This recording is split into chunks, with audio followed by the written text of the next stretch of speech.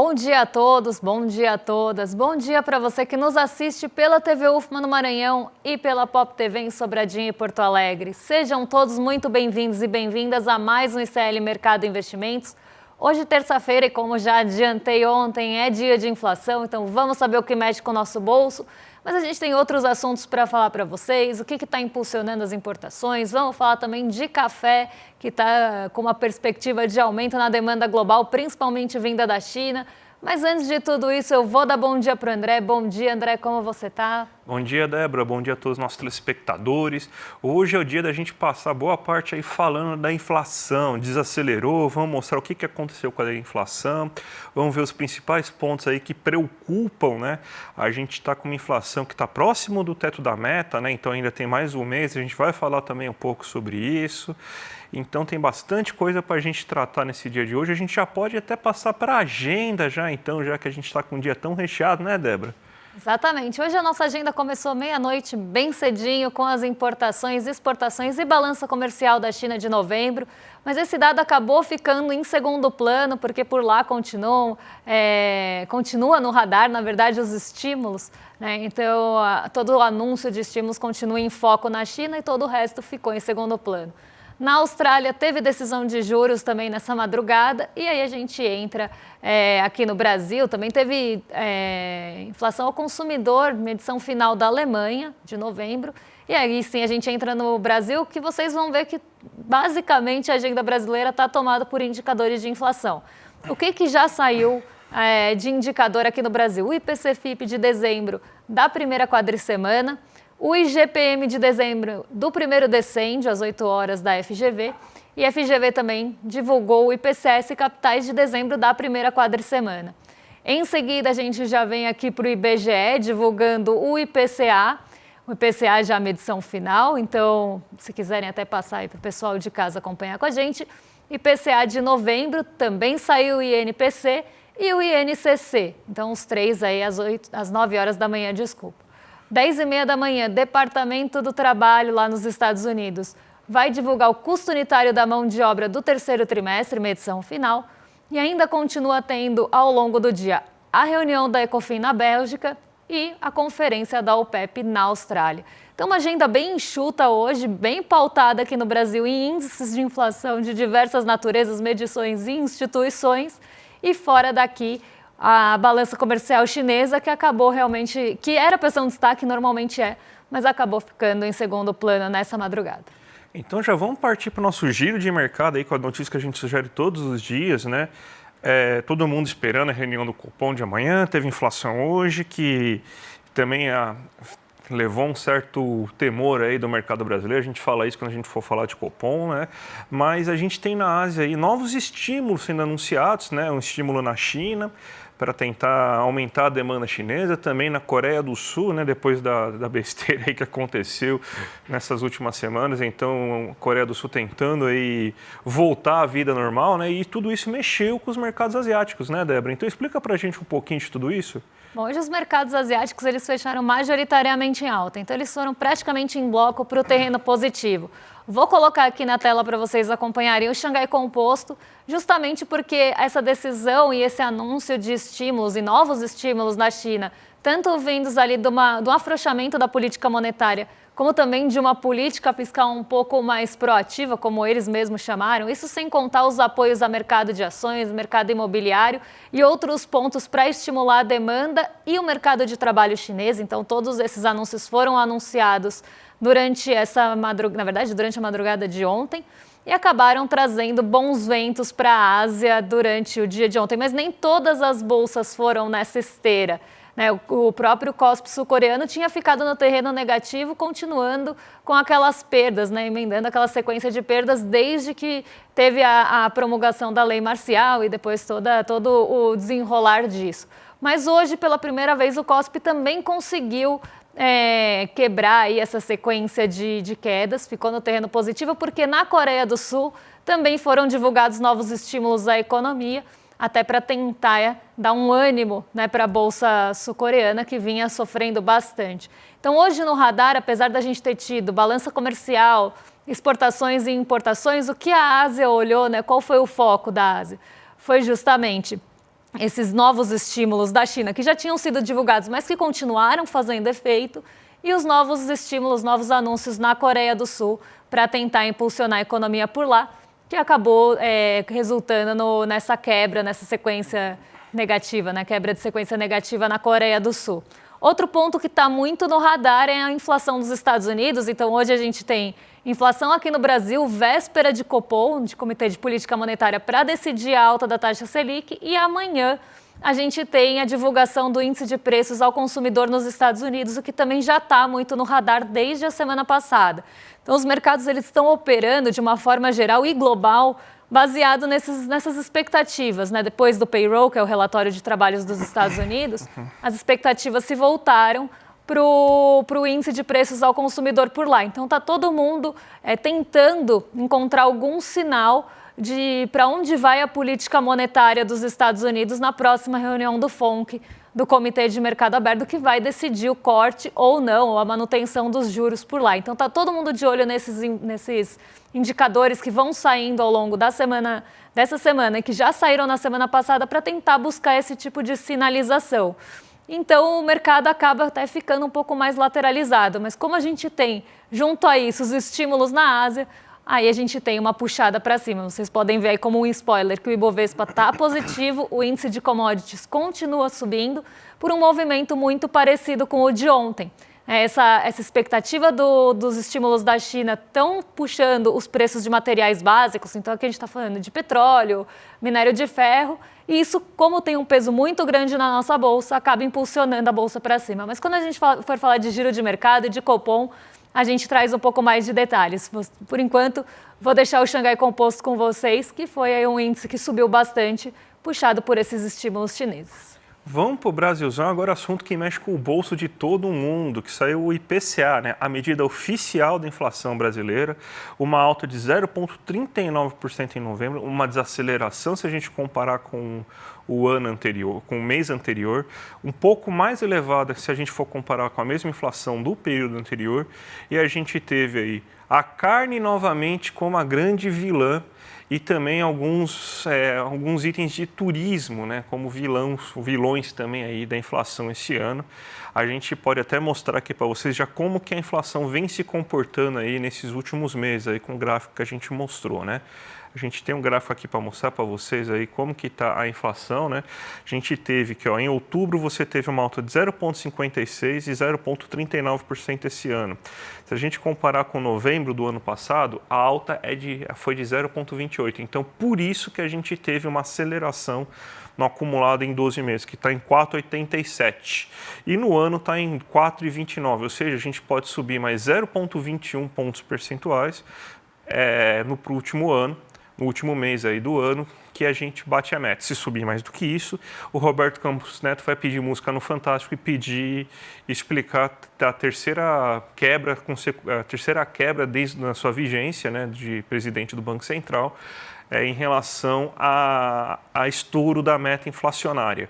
Vamos ver o que cresceu, o que caiu aqui, quais foram os itens que a gente pode destacar, né?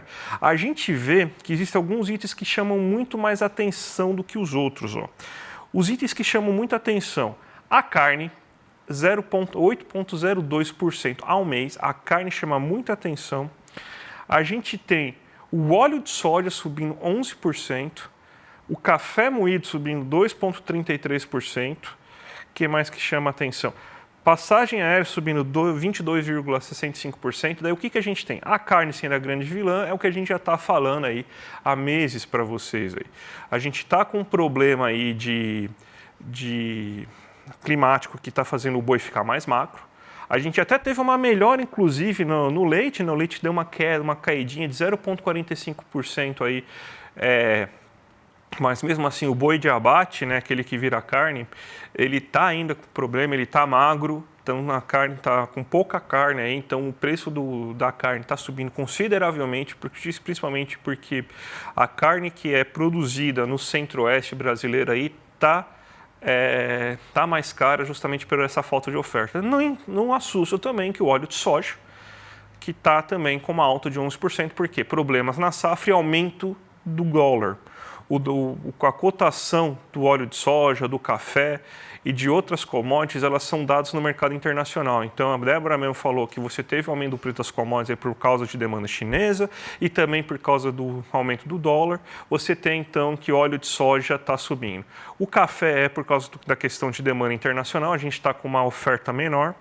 E aumentando a demanda, inclusive a China está aumentando a sua demanda, o preço do café no mercado internacional também está subindo. A gente, mesmo com uma melhora na produção de café, nesse momento, a gente tem essa alta de 2,33%. A gente vê que a feira, por exemplo, aqui, ó, tomate, cebola, não tem grandes surpresas, né? Hortaliças até teve um crescimento, aí as frutas tiveram uma certa queda, o arroz e o feijão caindo, né, nesse momento. Se a gente for ver pelos combustíveis, gasolina e etanol caíram, óleo diesel quase não teve interferência, aumento 0,033, passagem aérea subindo bastante, final de ano. A gente viu que um dos grupos que mais chamaram a atenção foi o grupo das despesas pessoais, e você teve 3 itens nessas despesas pessoais que chamaram a atenção, e 2 deles são ligados ao turismo, que é a hospedagem e pacotes turísticos. Você teve uma alta de mais de 2-3% aí nesses itens, então isso pressionou os itens de despesas pessoais e lazer. E o outro foi o cigarro, que subiu quase 15%, teve reajuste, né? E sinto lhe dizer, mas subir a Selic não vai baixar o preço do cigarro, aí não tem nenhuma sensibilidade a isso, até porque é um preço regulado. Então a gente tem uma inflação que foi de serviços, um pouco de lazer, principalmente por causa dessa questão de fim do ano, que você reflete na passagem aérea, você reflete aí nesses itens de turismo. Você tem um problema das carnes e da carne e da soja ainda muito preocupante, ou seja, as questões climáticas afetando bastante ainda a inflação.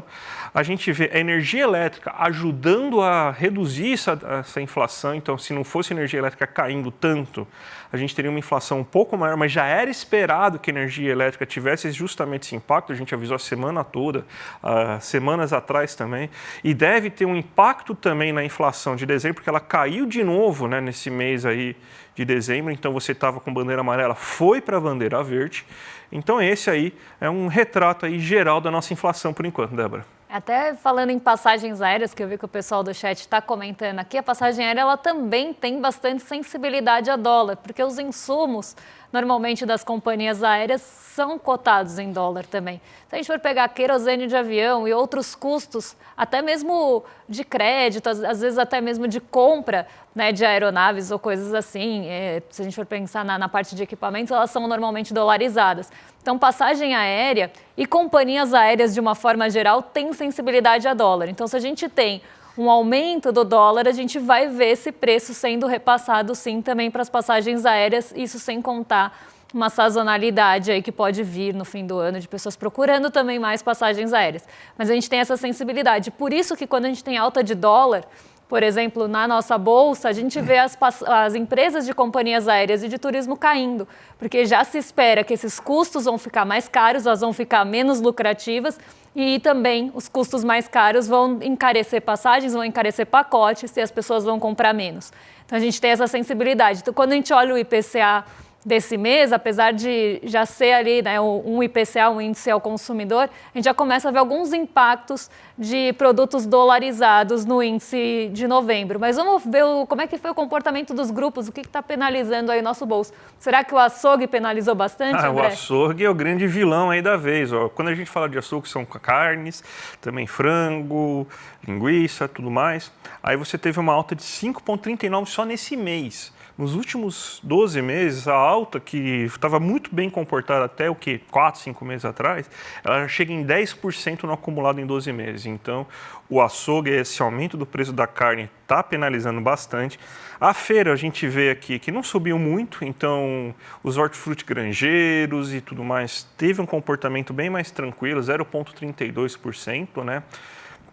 bem em linha, inclusive, com o que foi a inflação geral, e você já tem que estar no acumulado em 6,15%. Lembrando que a gente já chegou a estar quase 20% no acumulado da feira há alguns meses atrás. O mercado, que não é o nosso amigo que fica chorando, pedindo a janelinha do avião, mas aí é o mercado, supermercado que vocês fazem, subiu bastante também, 1,31%. Por que subiu bastante? Porque existe açougue dentro do grupo mercado, porque tem gente que não vai no açougue de fato, tem gente que vai comprar as carnes no mercado. Então, ele teve uma alta de 1,31%, chegando a 6,19%. Os boletos, caiu. 0,62% de queda. Por que caiu os boletos? Justamente pelo fato da energia elétrica ter caído mais de 6%. Então, agora no acumulado em 12 meses, os boletos ficam em 5,2%.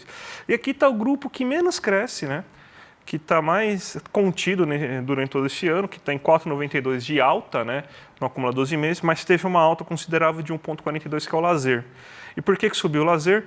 Preço do cigarro, preço de passagem aérea, preço de alimentação fora de casa, preço de turismo. E justamente é uma época que você tem uma sazonalidade aí de que bares e restaurantes costumam cobrar mais, hotéis costumam cobrar mais, se começa a fechar viagens de fim de ano, aumentou o dólar, aumentou o preço da passagem aérea, também aumenta o preço aí de alguns hotéis quando você...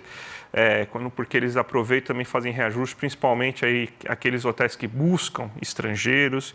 Então, isso tudo fez aumentar o lazer. E adivinha onde que a Selic atua só nisso? A Selic não vai conseguir reduzir os seus boletos, gente, porque a maioria disso é preço administrado. Então, a Selic não vai encher a barragem, né? Nem precisa, né? Porque já chegou na tarifa verde, mas a Selic não vai conseguir reduzir, por exemplo, sua conta de luz. A Selic não vai fazer o boi engordar, né? Não tem jeito, então não vai conseguir mexer no preço do açougue. A Selic aí não vai conseguir baixar o preço da alface, não vai conseguir baixar o preço da leguminosa. A Selic vai baixar aqui, no lazer. E lembrando que, assim, quando a gente está falando de aumentou o preço do restaurante, a gente está falando que está aumentando a renda do dono do restaurante. A gente não está falando do bilionário, a gente está ficando do pequeno empresário. Então, é uma coisa boa, porque essa renda aqui ele vai usar para contratar mais gente, vai usar para girar o comércio, está aumentando a renda também aí do trabalhador de serviço, uma manicure, um cabeleireiro, um barbeiro. Então, essa alta de 1,42 aqui. Por isso que a gente fala, a resto aqui é a coisa ruim. Inflação que a gente tem que combater de fato, e essa é que está mais preocupando. Essa aqui aumentou nesse mês. É a primeira vez, eu acho que a gente fala nesse ano aqui, de um aumento mais vigoroso do lazer, né? E é aqui que a Selic vai bater.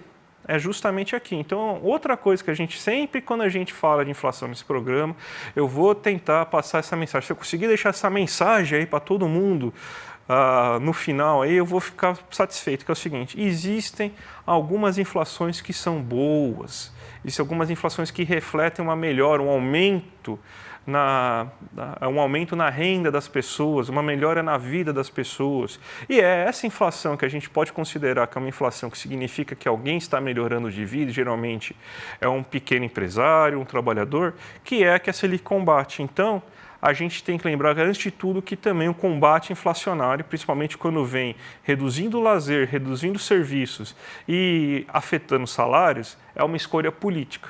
E essa escolha política dá certo, mas não resolve o problema, porque eu acredito que ninguém está reclamando do preço da cerveja no bar, o preço do PF lá no restaurante preferido, está reclamando do preço da carne no mercado, está reclamando do preço aí que está pagando na gasolina, e isso aí a Selic nada faz, né? Exatamente, por isso que a gente olha preços sensíveis e preços não sensíveis à taxa de juros. E quando a gente vê a composição inflacionária, sobretudo acumulada em 12 meses, a gente vê o que está menos penalizando é justamente onde vai atuar a taxa Selic. Ela não vai baixar o preço do café, ela não vai baixar o preço da carne, não vai diminuir aí a alta de 5,39 no açougue. Ela vai justamente atuar ali no lazer, vai atuar nesses preços mais sensíveis à taxa de juros, vai baixar, como a gente sempre fala, na marra a inflação, porque ela acaba sendo uma ponderação dessa variação de preços, mas os itens vão continuar penalizando o nosso bolso. E falando em itens que penalizam o nosso bolso, saiu um estudo sobre a demanda chinesa do café. A gente vem falando bastante sobre a demanda do café e a oferta do café também, que esteve muito prejudicada esse ano, tanto por escolhas, né, de alguns países, como a gente já falou aqui no Vietnã, de não plantar mais o café ou diminuir a plantação do café, enquanto aqui no Brasil a gente tinha uma preocupação com o plantio do café, que foi destruído pelas queimadas. Então, muitas das regiões onde se planta café, a gente até já trouxe esse mapa para vocês, onde se planta café e onde tem ali as piores queimadas, as piores questões climáticas, a gente vê que tem uma correlação bem forte, são os mesmos lugares. Isso também tem diminuído a oferta de café, seja por uma escolha de alguns países em diminuir a produção, ou seja pelas questões climáticas que não estão penalizando só o Brasil, mas penalizando bastante o Brasil. E se a gente pensar que o Brasil ele é um produtor importante de café e teve sua produção diminuída, os grãos estavam com menos qualidade, eles estavam até com tamanhos menores, a gente começa a ver que isso sim tem um impacto no lado da oferta do café de uma forma geral. E ao mesmo tempo a gente está tendo uma ampliação da demanda pela China. O país asiático teve um aumento de basicamente 7% em média do consumo de café. Então isso está trazendo até um ponto de discussão, o quanto esse aumento da demanda chinesa por café pode estimular a produção e pode também pressionar essa produção, já que a gente está com essa questão da oferta. A gente separou um gráfico para vocês para mostrar como é que está o futuro do café arábica, desde 1970, que então é um gráfico bastante antigo, e a gente vê que a gente chegou no maior pico desde os anos 70, que se a gente for ver lá de 76, 79, a gente teve nesse ano o maior pico do preço futuro de café. E isso vem justamente dessa produção menor de países-chave que produzem a commodity, que a gente pode pensar em commodity porque a gente tem essa negociação, inclusive, em mercados futuros e tudo mais. Então a gente vê o preço chegando a um patamar que não era visto há muito tempo. E, além disso, aqui no Brasil, a gente ainda tem a questão do dólar. Então, para quem está exportando café a um preço mais alto, a pessoa está ganhando mais, ela está lucrando mais. O que fica aqui no Brasil, a gente nunca pode esquecer. Primeiro, não é o café padrão que se exporta.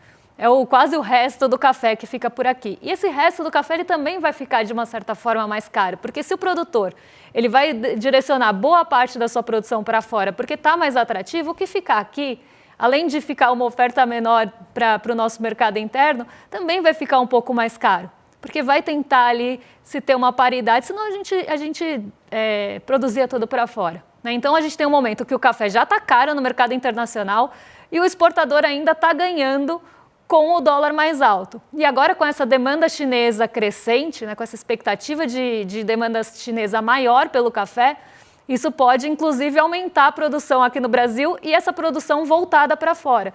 Tanto que quando a gente fala essa semana, a gente deve trazer esse gráfico para vocês lá para o fim da semana, que ele deve ser atualizado. Naquelas fronteiras agrícolas, o café ele tem ali a sua participação também. Mas não se iludam, não é para o nosso cafezinho do dia a dia. É justamente para suprir essa demanda global e agora essa demanda também chinesa que vem crescendo e deve estimular ainda mais a produção e direcionar esse café ainda mais para exportação aqui no Brasil. É engraçado que os picos, eles são geralmente seguidos de crise, Depois de 2008 o pessoal consumiu mais café, pandemia também o pessoal consumindo mais café, anos 90 aí que teve crise todo ano, Rússia, México, Brasil, Argentina, todo mundo consumindo mais café, crise dos anos 80 lá com as quebras aí, o pessoal acha que café e crise aí o pessoal passa a consumir bastante café depois de crise, Mas vamos falar da indústria brasileira, Débora, que continua um bom momento e você tem aí mais um dado reforçando isso e tirando um pouco aquele argumento que o pessoal não vai parar de falar, mas a gente vai tentar mostrar aqui para vocês como esse argumento é furado, que o crescimento não é sustentável porque é baseado em consumo. Sim, consumo das empresas, Importações de máquinas batem recorde de alta dos investimentos no país. A gente está agora, para você ter uma ideia, que você teve aí 32,5 bilhões de dólares gastos em máquinas e equipamentos, um aumento de 21% ante o ano de 2023.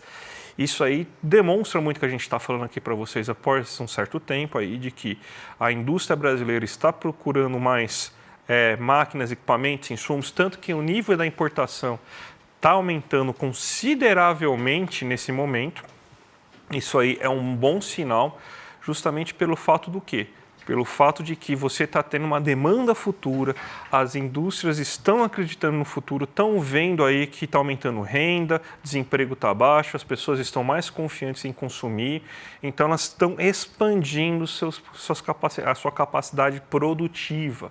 E a indústria é um sinal disso. Além disso, a gente tem também uma política industrial com crédito direcionado, mesmo com essa taxa de juros elevadíssima, a gente ainda tem uma grande procura de indústria, que significa que os empresários acreditam que o lucro futuro vai conseguir superar a Selic pornográfica aí que estão impondo ao Brasil nesse momento.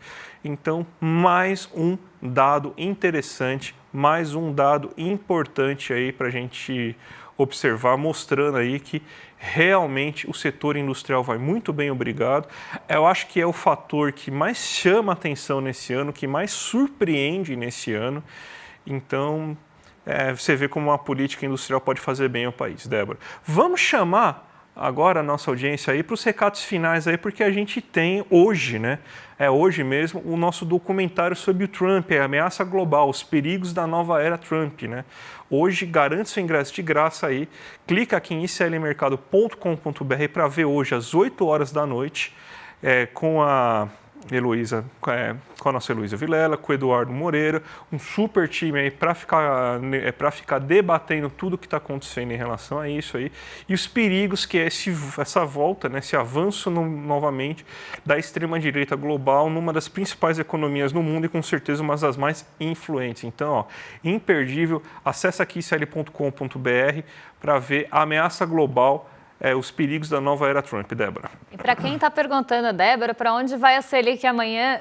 Fiquem tranquilos que a gente vai trazer aquele painel de quem acha, quantos agentes acham que a Selic vai para um lado, quantos agentes acham que a Selic vai mais ainda para cima. A gente vai trazer todos os detalhes da quarta, que não é super, mas a gente vai trazer todos os detalhes da quarta de Copom para vocês amanhã, porque amanhã é o dia realmente dessa decisão de juros aqui no Brasil. E agora também, para quem estava ansioso, quase 5 minutos antes para começar o rolê, vocês estão com excelente companhia a partir de agora, com o William Deluca e o Guga Noblar, no Rolê ICL, que começa aqui em seguida. Um beijão e até amanhã, pessoal. Até amanhã, gente. Tchau, tchau. É quase inacreditável que os eleitores dos Estados Unidos tenham escolhido um novo presidente que é um homem declaradamente machista, racista e condenado em 34 acusações. A reeleição de Donald Trump é um golpe duríssimo no que a gente entende como democracia no mundo moderno. Para entender esse futuro incerto, o ICL lança uma nova série original, Ameaça Global, os perigos da nova era Trump. Vem participar do lançamento oficial com a exibição do primeiro capítulo da série no dia 10 de dezembro, às 8 horas da noite. Eu estarei lá ao vivo com o Eduardo Moreira e outros convidados para um debate essencial para a gente entender o que está acontecendo. Então, clica lá em Saiba Mais e se inscreva para participar.